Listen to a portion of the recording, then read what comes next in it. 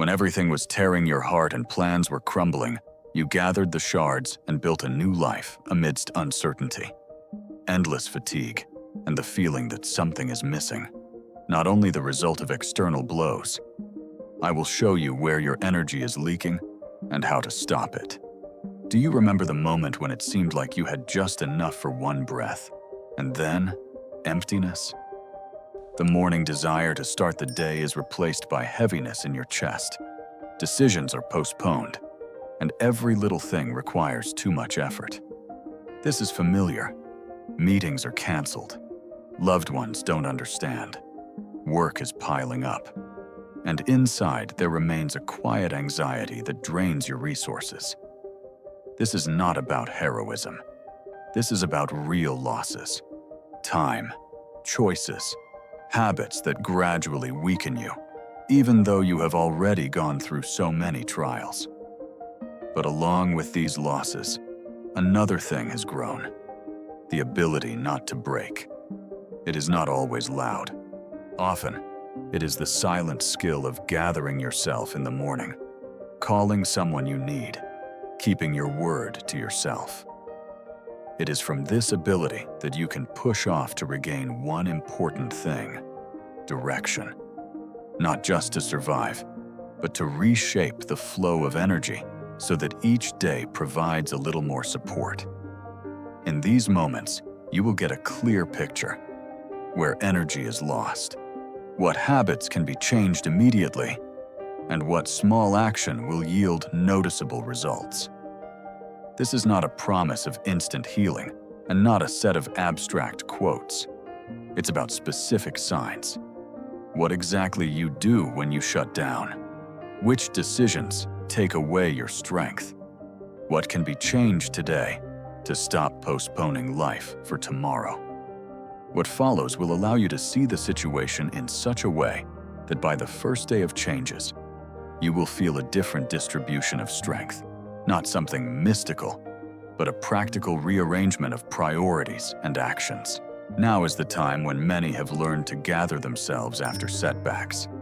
But the habit of keeping everything under control brings back the previous tension.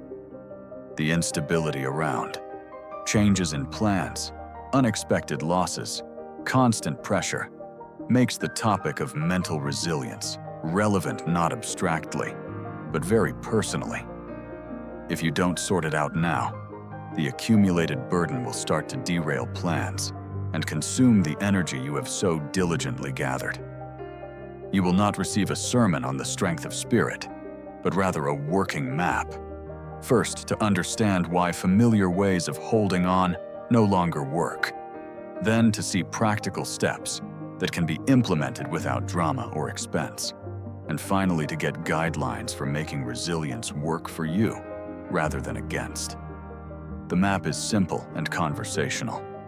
First, understand the source of losses. Then, restructure typical reactions. And finally, consolidate new habits so that the state does not disappear at the first storm.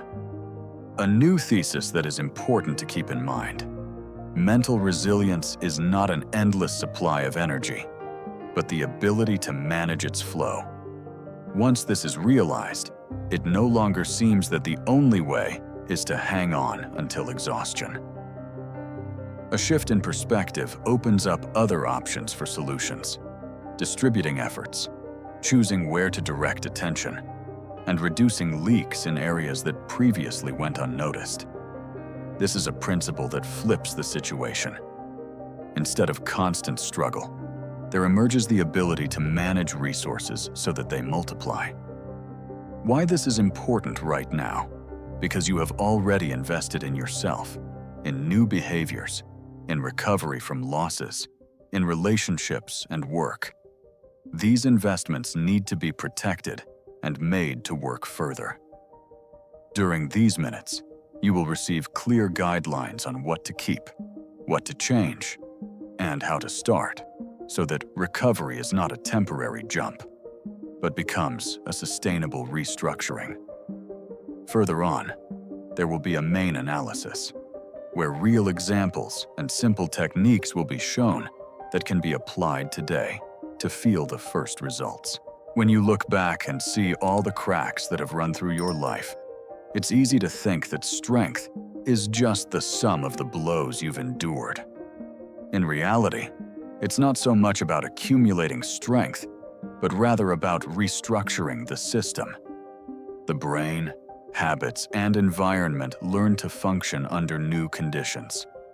The nervous system becomes more sensitive to danger signals, but at the same time learns to identify those small actions that restore control. Psychologically, this means you stop wasting energy on the illusion of universal control and start spending it on what truly provides support.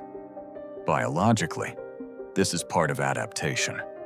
The organism optimizes resources to survive in new circumstances.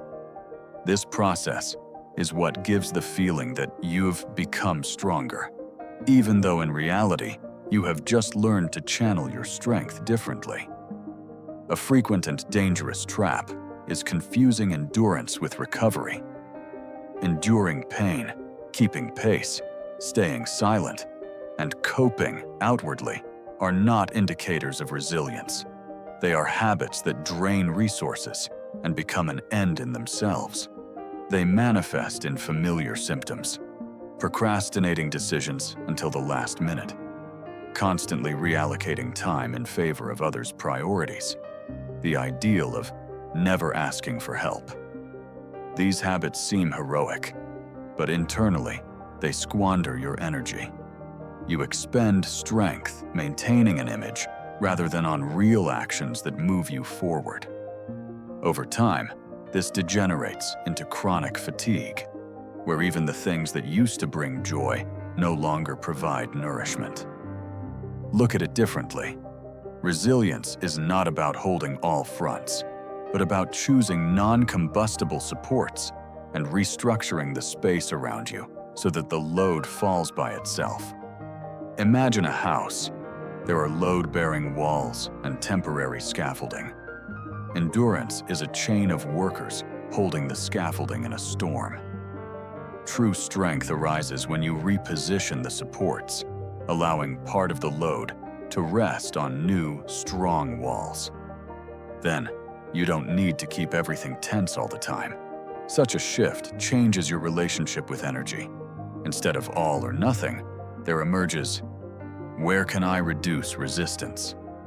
One example, a person who hasn't slept properly in a long time, but continues to take on all tasks because, if not me, then who? The inner voice sounds like this: if I relax, everything will fall apart. Internally, this leads to perpetual vigilance, for which you pay with health, attention, and the quality of decisions. When the focus shifts, not to holding your sleepless existence, but to finding points where responsibility can be redistributed, the fatigue doesn't just drop. The very sense of control changes. This is not magic. Control returns because unnecessary movements that previously stole attention vanish. Another image, a project that has been stalled for 3 weeks due to minor edits. Constant edits are a signal that you are wasting energy on perfectionism where it is already good enough. A typical mistake is waiting for the ideal until resources run out. The turnaround here is to accept that any task has a point of sufficiency and learn to see it. As a result, energy begins to move new tasks rather than sink into what can be completed satisfactorily.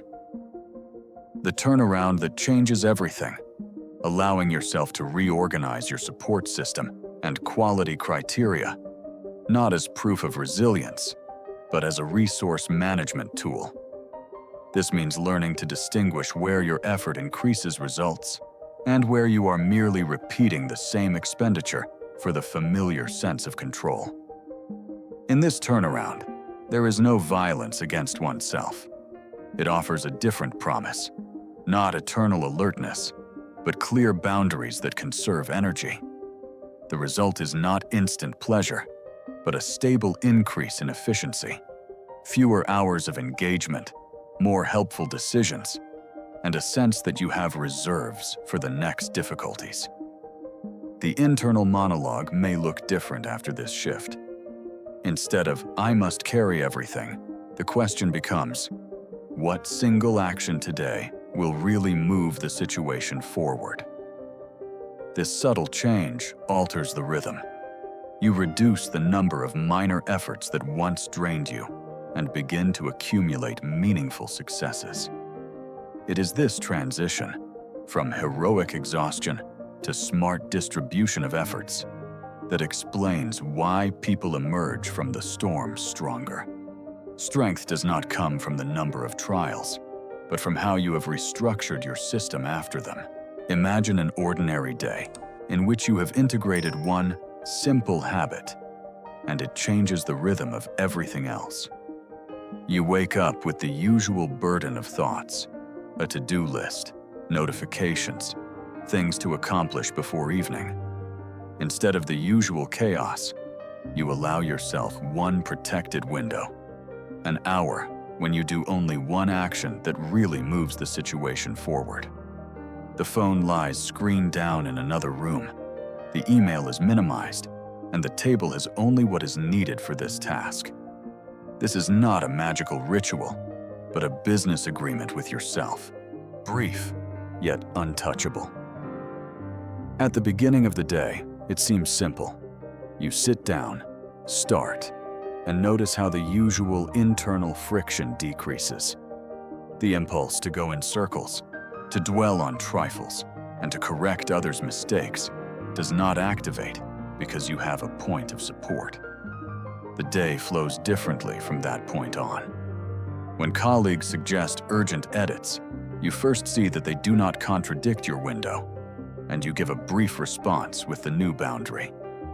When you want to check 1,000 notifications, you remember, one window is already occupied and small distractions lose their power. At lunch, you do not try to catch up on the morning. You notice that one quality movement brings noticeable progress, and the second half of the day becomes less tense. If fatigue arises, you do not try to outshout it with work, but take a short change of activity, a walk around the block, or 5 minutes to write down what exactly you achieved in the morning. By the end of the day, you feel not like being in a draining race, but like having measurable results. You see where your energy went and why you preserved it. The main effect of this practice is not in time management per se, but in the fact that you stop spending energy to maintain the image of a player who keeps everything under control. 1 hour of protected work becomes a signal for the brain. There is a point where my effort brings results, and around it, one can restructure other flows. Over time, you begin to notice which people and tasks demand your resources, and which require reactions out of old habits. It is precisely in such days, built from repeating hours of attention, that resilience is born, which does not deplete, but multiplies. 2 things to keep as working guidelines. Resilience is not an infinite reserve, but a skill of managing tension. And a small, yet protected focus yields more results than countless attempts to be everywhere at once. These thoughts translate resilience from a high morale demand into a tool for managing real energy. You no longer must hold on. You can manage resources. It is important to understand another practical shift. The feeling of control returns not when you increase efforts, but when you reduce unnecessary resistance. This is not about lowering ambitions. It's about precise effort economy. The ability to recognize where your intervention will increase results and where it will merely prolong fatigue. When this ceases to be an abstract idea, everyday decisions acquire a different quality. Less coercion, more calculation. Finally, an observation that often goes unnoticed.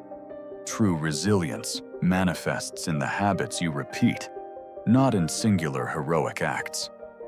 Those small agreements with yourself, a protected hour, the ability to say no where it preserves resources, a pause before responding, coalesce into a system that works even on unpredictable days. When you start to view resilience as a system rather than a moral leap, responsibility ceases to be a burden and transforms into a managing tool. If this video was helpful to you, subscribe to not miss the next day.